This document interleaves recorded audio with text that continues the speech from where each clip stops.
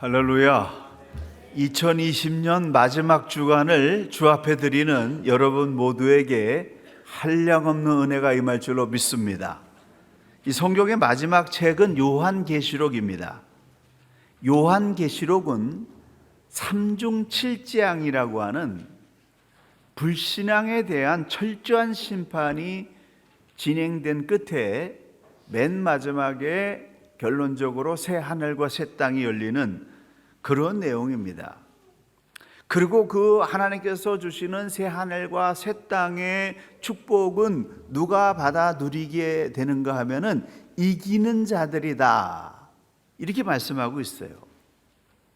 삼중칠재앙이라고 하는 것은 하나님께서 마지막 시대에 7가지 재앙이 3번 겹치게 하는 철저한 불신앙에 대한 그런 책망을 하시게 되는데, 그러한 대재앙이 임하기 직전에 아시아를 대표하는 이 7교회들에게 교회들이 잘하고 있는 부분과 못하고 있는 부분에 대해서 책망과 칭찬을 하고 있습니다. 그리고 이 7교회에게 주시는 마지막 메시지는 뭐냐면은 이기는 자가 되라 라는 말씀이에요. 한번 따라 하실까요? 이기는 자가 되라. 좀 세게 좀 하세요. 다시 한번 하겠습니다. 이기는 자가 되라. 할렐루야. 예수 믿는 믿음, 신앙생활에서 이기는 자가 되어야 된다는 거예요. 7교회 모든 교회들에 대해서 책망과 칭찬을 하는데 그 마지막 내용은 뭐냐면은 이기는 자가 되어야 된다. 그래서 7번 반복하고 있습니다. 이기는 자에게는 내가 하나님 낙원에 있는 생명나무에 있는 과실을 주어 먹게 하리라. 이기는 자에게는 만국을 다스리는 권세를 주리라. 이기는 자에게는 하나님의 성전의 기둥이 되게 해주리라. 여러분, 교회의 기둥이 되는 거, 신실한 믿음의 그런 지킴이가 되는 거 아무나 되는 거 아니에요. 믿음을 지켜내는 사람이 하나님의 성전의 기둥이 되는 것입니다. 7교회에게 7번 말씀하시는 그런 반복된 말씀이 이기는 자가 되라 라고 하는 말씀인데, 이 요한계시록의 결론 부분인 21장 7절에 보게 되면 한 번 더 이기는 자는 이것들을 유업으로 얻으리라. 나는 저의 하나님이 되고 그는 내 아들이 되리라. 이렇게 말씀하고 있습니다. 하나님께서 주시는 최후의 부탁은 뭐냐면은 이기는 자가 되라 라는 부탁이에요. 예수 그리스도를 구세주로 믿는 믿음을 지키는 일에 있어서만은 절대로 양보해서는 안 된다. 그런데 이 이기는 자가 되라고 하는 부탁은 불신자들에게 준 것이 아니라 7교회에게 주고 있다고 하는 겁니다. 다시 말하면 이 교회 안에는 믿음 전쟁에서 이기는 자가 있고 지는 자가 있다는 거예요. 수많은 사람들이 교회에 와서 믿음을 가지려고 하지만은 믿음을 잃어버리고 실패해서 믿음에서 져서 교회를 떠나고 하나님 떠난 사람이 너무나 많지 않습니까? 왜 교회 안에서 믿음을 지키지 못하는 사람들이 나오는 것일까요? 성경은 분명하게 믿음을 지키지 못하는 이유에 대해서 말씀하고 있습니다. 믿음을 끝까지 지키지 못하는 이유는 우리의 믿음을 빼앗는 악한 영들이 있기 때문에 그렇다는 거예요. 계시록 12장 9절, 옛뱀 곧 마귀라고도 하고 사단이라고도 하는 온 천하를 꿰는 자요. 그리고 에베소서 6장 12절에 보게 되면 이 사단의 그러한 졸개들인 정사의 영, 권세의 영, 어둠의 세상 주관자들, 하늘에 있는 악의 영들이 저와 여러분의 마음속에 있는 믿음을 빼앗으려고 호시탐탐 노리고 있다는 것입니다. 마귀는 정치적인 힘, 돈의 힘, 믿지 않는 자들을 움직이는 힘, 교회 내에서 혼란을 야기시키는 힘을 이용해서 우리의 믿음을 빼앗아 먹으려고 합니다. 그래서 속지 말아야 돼요. 혼란과 핍박과 비난 때문에 믿음을 빼앗기지 말아야 됩니다. 계시록 2장 26절, 이기는 자와 끝까지 내 일을 지키는 그에게 만국을 다스리는 권세를 주리라. 어떤 사람에게요? 이기는 자에게 주신다라고 하는 겁니다. 그렇다면 우리가 무엇을 어떻게 해야 이기는 신앙인으로 끝까지 승리할 수가 있을까요? 첫째, 첫사랑을 빼앗기지 말아야 됩니다. 첫사랑이라고 하는 것은 전부를 바치는 신앙을 말해요. 제가 예수님을 처음 인격적으로 17살에 만났는데 그 첫사랑에 빠졌을 때 모든 게 다 좋았습니다. 무조건 좋았습니다. 예수님께 전부를 바쳤습니다. 나의 미래와 나의 삶의 모든 것, 결정권 다 예수님께 드렸습니다. 처음 사랑은 그래서 완전한 사랑입니다. 처음 사랑은 모든 것을 바치는 사랑이고, 모든 것을 사랑하는 사람을 기준으로 해서 결정하고 선택하는 사람이 처음 사랑인 거예요.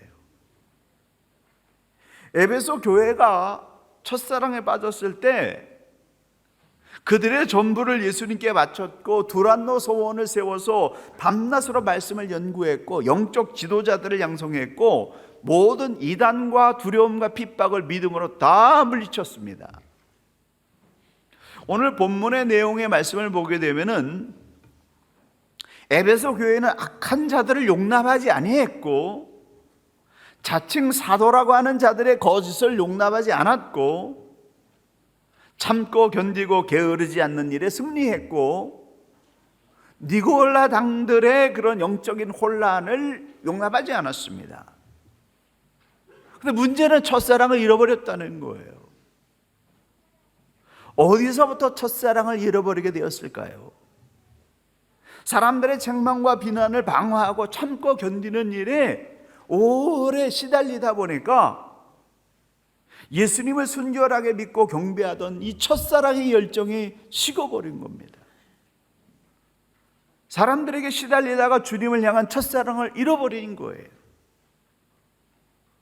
교회는 사람을 보고 신앙생활하게 되면은 실패의 수렁에 빠지게 됩니다. 신앙의 선배들의 좋은 점들을 존경하고 따라가는 거 당연한 일입니다. 그렇지만은 아무리 훌륭한 신앙의 선배라 할지라도 그도 사람이기 때문에 약점과 허물을 가지고 있기 마련입니다. 그런데 신앙적인 약점을 가진 사람들을 보고 나의 신앙의 양심과 행동을 결정한다고 한다면 그 사람은 실패의 수렁에 빠질 수밖에 없습니다. 사람을 보다가 실망이 오게 되면 그 사람에 대한 실망은 하나님께 빨리 맡겨버리고 선하고 미운 감정에서 빨리 빠져나와서 나의 전능하신 하나님을 바라보는 그런 신앙의 중심을 잃어버리지 말아야 됩니다. 하나님의 말씀이 나의 행동 선택과 방향을 결정하게 해야 된다는 거죠. 이기는 자는 사람을 보고 신앙 행동 결정하는 것이 아니라 전능하신 하나님의 말씀을 따라서 행동을 결정하고 선택하는 자들이다. 할렐루야. 흔들리지 마세요. 사람 보고 믿는 거 아닙니다. 십자가를 통해서 우리를 구원하신 하나님을 보고 믿는 거예요. 이거 잃어버리게 되면 첫사랑 잃어버리게 됩니다. 신앙이 흔들린다라고 하는 겁니다. 인류의 역사는 헤브라이즘과 헬레니즘이라고 하는 이 두 정신사조가 흐르고 있습니다. 헤브라이즘은 하나님 중심이고 헬레니즘은 인간 중심이에요. 헤브라이즘은 하나님을 항상 먼저 생각한 다음에 인간의 일을 생각합니다. 그런데 헬레니즘은 인간만 생각합니다. 인간이 중심입니다. 하나님이 없습니다. 오직 인간만 있는 거예요. 인간이 먼저다, 인간이 중심이다. 굉장히 좋은 말입니다. 하지만 하나님이 없는 인간 먼저, 인간 중심이라고 하는 생각은 너무나도 위험한 불신앙입니다. 그 불신앙에서 모든 죄악이 다 쏟아져 나오는 거예요. 하나님을 생각하지 않는 그런 인간이 만물의 척도다 라고 생각하는 이 모든 불신앙에서 창조의 질서를 파괴하는 죄악들이 무방비적으로 쏟아져 나오고 있는 것입니다. 주를 향한 첫사랑을 잃어버리지 않으려면은 하나님을 먼저 생각하는 후에 사람을 생각해야 됩니다. 하나님의 일을 먼저 생각한 다음에 나의 일을 생각하고 결정해야 됩니다. 하나님 없이 사람의 일만 생각하게 될 때 신앙 실패를 부르게 된다는 겁니다. 사람의 편리를 먼저 생각하고 결정하는 것이 아니라 하나님을 먼저 생각하고 하나님 중심으로 미래의 일을 결정해야 이기는 자가 될 수 있는 것입니다. 2장 5절, 그러므로 어디서 떨어진 것을 생각하고 회개하여 처음 행위를 가지라. 만일 그렇지 아니하고 회개하지 아니하면은 내가 내게 임하여 내 촛대를 그 자리에서 옮기리라. 굉장히 무서운 말씀입니다. 많은 지역과 나라와 교회들이 부흥을 했는데 첫사랑을 잃어버림으로 말미암아 하나님께 모든 것을 드리는 이 순결한 사랑을 잃어버림으로 말미암아서 그 부흥의 촛대가 옮겨갔다라고 하는 거죠. 하나님을 먼저 생각하고 하나님의 일을 소중하게 생각하던 일을 어디에서부터 잃어버렸는가, 그 원인을 생각하고 찾아내고 회개하여 첫사랑을 회복해야 하지만 여러분에게 신앙의 감동이 있는 겁니다. 실망스러운 사람들 때문에 믿음이 흔들리고 또한 비난이 무서워서 하나님의 일을 하지 못한다고 한다면 패배의 길로 가는 것입니다. 그러므로 언제 어디서나 하나님을 먼저 생각하고 이거는 주님이 주시는 생각이다, 이건 주님이 주시는 일이라고 하는 판단이 섰다고 한다면은 주저함 없이 믿음 있는 결단과 행동을 밀고 나갈 수 있는 믿음의 승리자들, 이기는 자들 되시기를 예수님의 이름으로 간절히 축원합니다. 두 번째로는 믿음의 부자들이 되어야 됩니다. 7교회 중에서 책망 없이 칭찬만 받은 교회는 소마나 교회와 빌라델피아 교회입니다. 소마나 교회는 환난과 궁핍과 유대인들의 비난 속에서도 믿음을 잘 지켜낸 교회예요. 빌라델피아 교회는 아주 굉장히 큰 부유로운 도시에서 작은 능력을 가지고서도 예수님의 말씀을 지키고 예수님의 이름을 부인하지 않는 그런 믿음의 승리를 이룬 교회였습니다.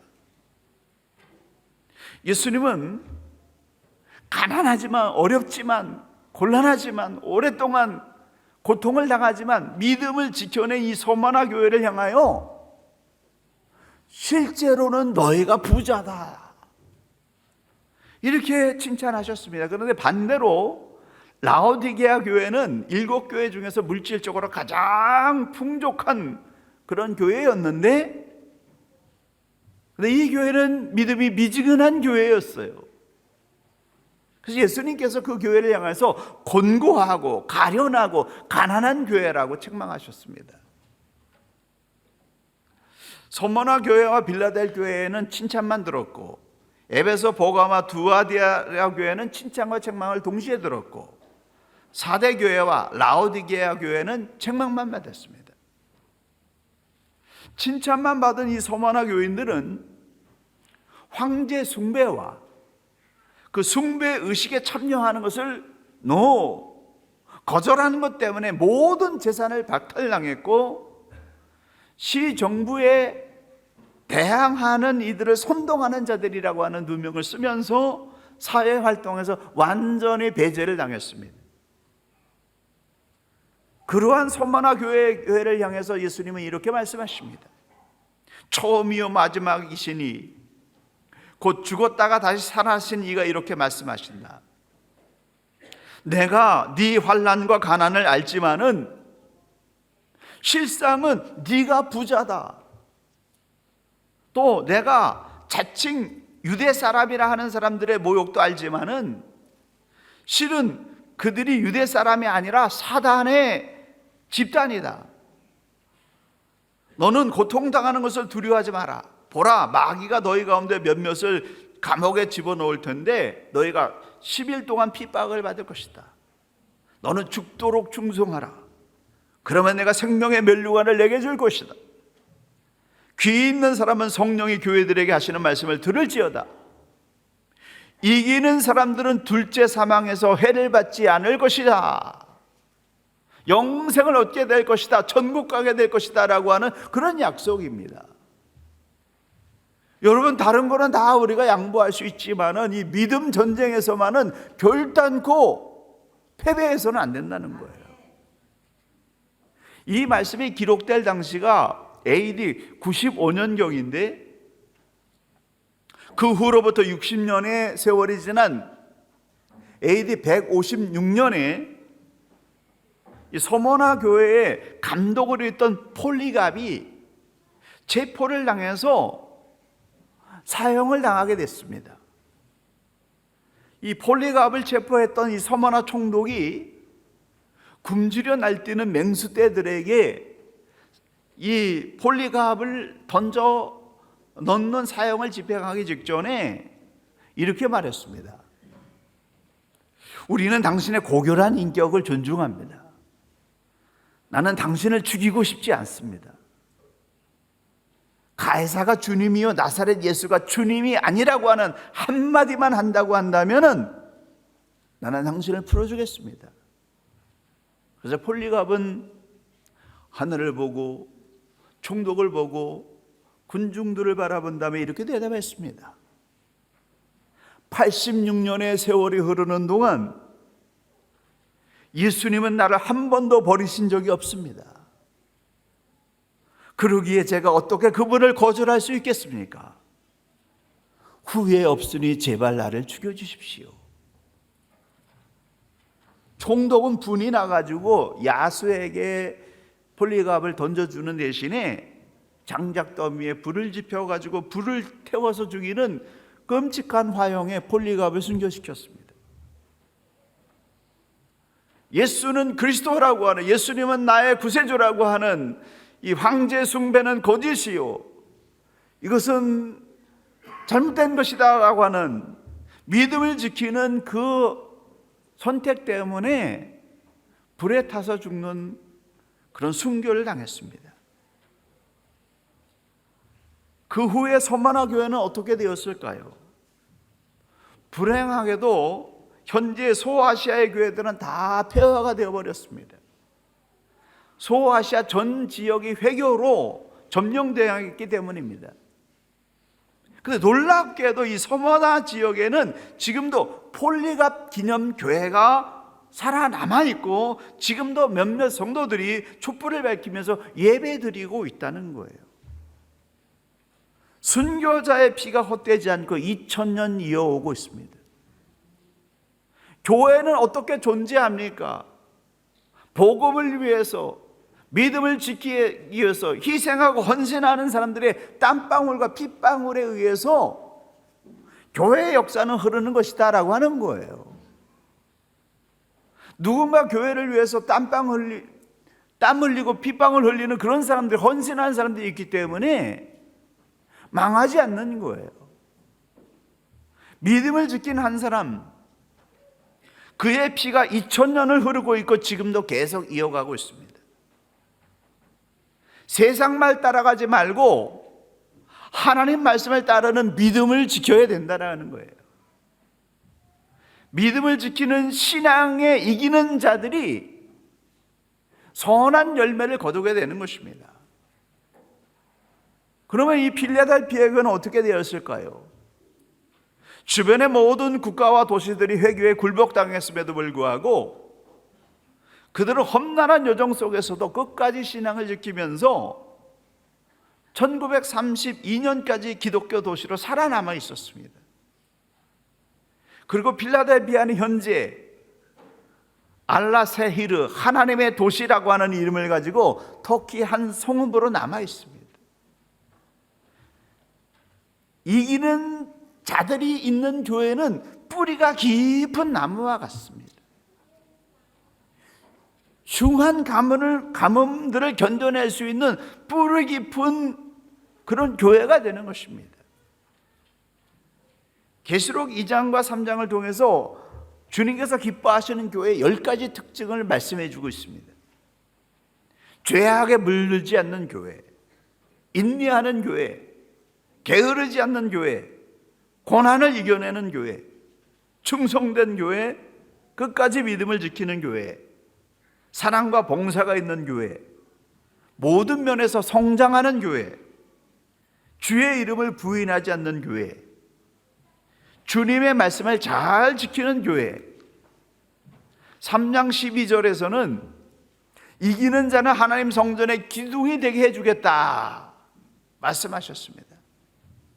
또한 믿음을 지키는 자는 핍박하던 자들을 굴복시키고 마지막 심판의 고통을 면제받으며 하나님 나라에서 중요한 위치를 차지하리라 라고 하는 약속을 해주셨습니다. 그러므로 여러분, 믿음을 지키는 일, 하나님이 이 세상의 구원의 기관으로 주신 이 교회를 위해서 헌신하고 교회를 사랑하는 일, 교회를 위해서 희생하는 일, 이 일에 여러분이 더욱더 열정적으로 나가서 믿음의 선한 열매를 거두는 믿음의 큰 부자들이 되시길 간절히 축원합니다. 세상 일 열심히 해야 되겠지만 그게 우선이 되면 안 됩니다. 믿음의 행위를 하는 것이 우선이 돼야 돼요. 믿음을 지키기 위해서 헌신하는 그런 것들이 많은 사람이 믿음의 큰 부자인 것입니다. 작은 능력으로도 능히 모든 고난과 시련을 견뎌내고 믿음을 굳게 지켜나가는 이 시대의 믿음의 큰 부자들이 되시길 간절히 축원합니다. 마지막으로 미지근한 신앙을 버리고 뜨거운 신앙을 가져야 됩니다. 99%의 신앙을 넘어 100% 온전한 신앙에 도전해야 돼요. 물이 99도까지는 끓는 조짐만 보이지만은 100도에 도달하는 순간에 물 전체가 크게 요동하면서 펄펄 끓는 거예요. 내 신앙이 평생 동안 미지근하고 99%도 되지 않고 그렇지만은 그러나 다시 뜻을 정해서 온전한 믿음 100% 하나님께 드리는 그런 믿음을 소망하고 거기에 도달하게 된다고 한다면 그러면 어떤 역사가 일어나느냐? 하나님의 초자연적인 능력이 그 사람의 삶 가운데 나타난다는 거예요. 계산을 초월하신 하나님의 능력이 그 사람의 인생 속에 나이와 성별과 학식과 인간적인 조건에 상관없이 서머나 교회가 가난하지만 믿음의 큰 부자가 됐던 것처럼 하나님의 능력이 여러분을 통해서 세상 가운데 드러난다라고 하는 것입니다. 라오디게아 교회는 영적인 교만함 때문에 미지근한 신앙에 빠져버렸습니다. 이 라오디게아라고 하는 이 도시는 소아시아에서 가장 부유한 상업 중심 중에 하나였어요. 이 도시가 AD 61년에 큰 지진이 나서 황폐화되었는데 근데 이 사람들이 너무나 자부심을 가지고 돈이 많이 있었기 때문에 중앙정부의 재정적인 도움을 거부하고 스스로 그들의 자원과 노력으로 도시를 다시 재건시켰습니다. 얼마나 자부심이 크겠어요. 그런 물질적인 부요함과 자부심은 라오디게아 교회 교인들에게도 스며들어갔다는 거예요. 그들은 가장 물질적으로 큰 부자였습니다. 하지만 이 물질적인 풍요롭고 여유 있는 생활 때문에 하나님을 신앙하는 신앙이 미지근해져 버렸어요. 부자가 열정적으로 온전히 하나님을 믿는다고 한다면 그러면 큰 역사를 이루는 거죠. 세계사를 뒤집는 역사가 일어나는 거죠. 근데 많은 사람들이 물질을 가지고 문제가 해결되어지고 평안하게 되면은 신앙이 미지근해져 버리는 거예요. 어려울 때는 뜨거운 신앙을 가졌는데 좀 살만하니까 미지근한 신앙인으로 변해버렸습니다. 라오디게아 교인 중에는 하나님을 섬기는 일과 황제를 숭배하는 것 사이에 태도가 불분명했어요. 이 사람이 예수 믿는 사람인가 황제를 숭배하는 사람인가 구분이 안 가는 태도를 가지고 있었습니다. 믿음이 있는지 없는지 명확하지가 않았습니다. 하나님을 섬기면서 동시에 황제 숭배하는 것도 섬겼다는 거예요. 두 마음을 품고 신앙하는 거, 이게 미지근한 신앙이에요. 교회를 사랑하면서 희생하지 않는 거, 이것도 미지근한 신앙입니다. 교회를 사랑한다고 하면 교회를 위해서 희생해야죠. 희생이 없는 사랑은 사랑이 아닌 거예요. 이것도 아니고 저것도 아닌 중간에 서 있는 그런 이 미지근한 신앙 때문에 예수님의 책망을 받았습니다. 그리스도의 말씀에 순종할 것인가, 세상의 관습에 순응할 것인가, 분명한 태도를 가져야 됩니다. 예수님을 섬기는 일에는 중간 노선이 없습니다. 믿느냐 안 믿느냐 둘 중에 하나예요. 믿는다고 한다면 전적으로 예수님의 모든 말씀과 예수님이 그 행하신 모든 것을 믿는 거, 동정녀 마리아 탄생부터 십자가의 부활과 다시 심판주로 오시는 그런 모든 것을 다 믿는 거, 이게 진정한 믿음이에요.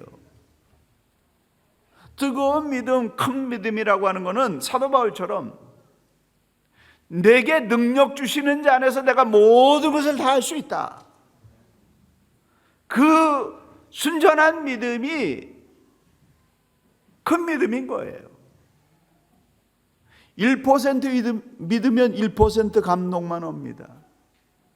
99% 믿으면 99%의 감동이 옵니다. 근데 100%를 믿게 되면은 초자연적인 감동, 내가 생각하는 것 차원을 훨씬 넘어선 하나님 차원의 감동과 축복이 몰려온다는 거예요.